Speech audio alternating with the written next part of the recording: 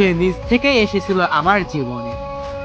না কোনো ডাক ছিল, না কোনো প্রতিশ্রুতি।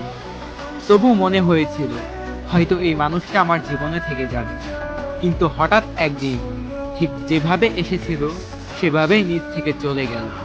রেখে গেল শুধু স্মৃতি আর এক মুঠো নিঃশব্দ কষ্ট। আমি চেয়েছিলাম শুধু একটু ভালোবাসা, কিছুটা শান্তি, কিন্তু শেষমেশ পেলাম অবহেলা।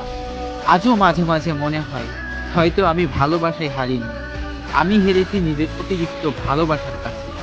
সে চলে গেছে, কিন্তু তার ছায়া এখনো ঘোরে আমার চারপাশে। আমি একা, একা আমার মন। ভালো থাকতে চেয়েছিলাম, কিন্তু ভালো থাকা আর আমার ভাগ্যে ছিল না।